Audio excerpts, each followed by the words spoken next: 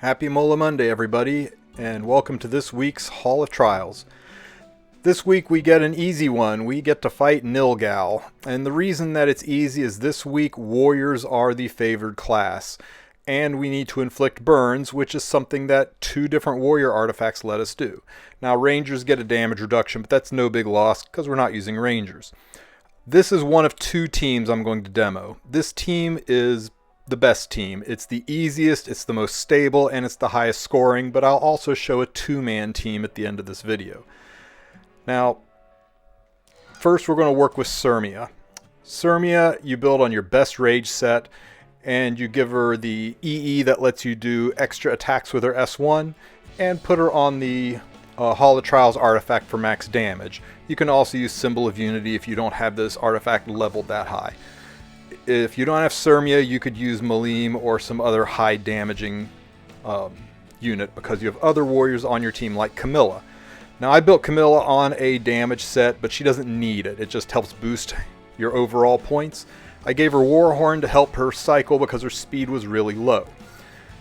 Kitty Clarissa, you want to be one of the two fastest units on the team. I gave her my fastest set. You don't have to go this fast. You can go significantly slower, she'll still work. I like her S1 EE, gives a little bit of extra healing to Sirmia, and she is going to be our burn unit. I use Junkyard Dog on her to proc the burns. Now you can use Gators, the artifact from Hui Young, but make sure your crit chance is really low because it only procs when there's no crit. My final unit is going to be Singelica. She's just there to dual attack. I'm having her carry the Water Shooter artifact because it does give us an extra 10% effectiveness, which will help us stick those debuffs in the in-between phases. She also will help cleanse off the poisons. Now at the start of the fight, Nilgal will do his ultimate, which can put poisons on people. I got lucky and resisted. I'm going to skip a turn with Kitty Clarissa because I know she's fast enough to lap. I want Singelica to get her S3 off so that she's ready to dual attack. Kitty Clarissa should cut up and be able to do her S1. Now as long as her burn sticks, this should push phase. If her burn doesn't stick, just restart. It's a 50-50 shot. Since it's a two-turn burn, that's hard to say. Because it's a two-turn burn, Nilgal will carry the burn into the next phase, so you are good to start racking up major damage. Now I did get a defense break there, but it doesn't matter in the break phase. In the break phase, Nilgal has 0 defense, so there's nothing to break. The only real bonus debuff here is the burn. Now it's just a matter of hoping you get these double hits, which are procced by Sirmia's S1. If you're running Malim, she works pretty good too. Slightly less damage than Sirmia, slightly more if you don't get any double attack procs, but because of her Demon Buster attack and her self-attack buffing, she's a really good alternative if you don't have Sirmia. At the end of the phase, Nilgal will strip everybody, apply more poisons and some heal blocks, but that's okay because Kitty Clarissa and Singelica both can cleanse all that away. Nilgal's next attack is a single target attack against the front row unit that will detonate poisons. That's why I like to have Kitty Clarissa up front, as she is most likely to resist poisons.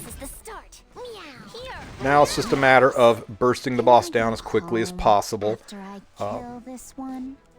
Because I've got the burn, I think the next hit is going to push phase. Now, I'm going to go ahead and stall because I want to try to get Sirmia's S2 up again so she can have greater attack buff. So I'm purposely not hitting Nilgal here. Stay calm and think rationally. I'll use the S3 to push damage down. I'm definitely in one hit push phase range. I don't think I can stall any longer really because one more solid hit on Singelica and I'm going to lose her. Her health is just too low.